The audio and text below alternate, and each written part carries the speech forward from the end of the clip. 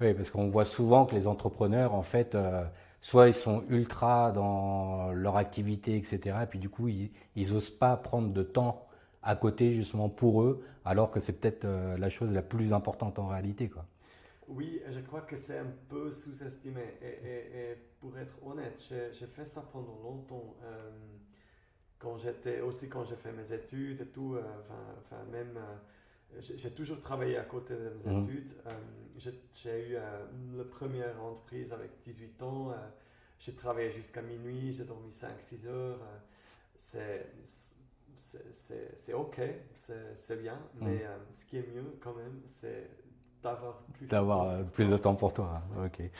Donc du coup, avoir du temps pour toi, c'est un peu la solitude.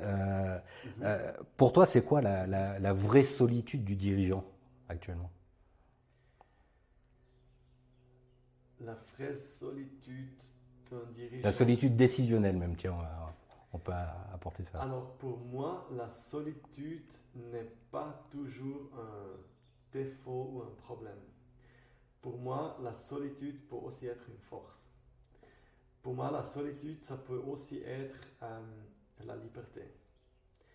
Euh, Quand je vois, ok, c'est une décision critique, je suis très fier aussi d'ailleurs que je peux consulter à des gens qui m'accompagnent, pas très fréquemment, mais Mhm. où je suis en contact quasiment permanent, euh, pour pas que les décisions se basent seulement sur mon épaule.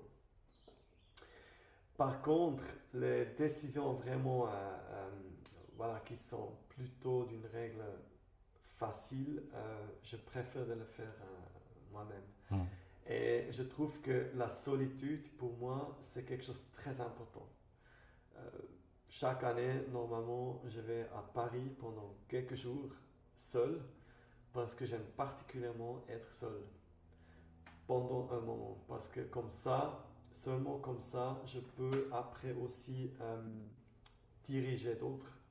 Si je suis en clair avec moi-même, je suis 100% sûr que je peux être, euh, que je peux conduire Conduire, des gens. manager, Voilà. inspirer et motiver en fait. Voilà. Voilà, exact. Donc pour moi, la Mhm. solitude,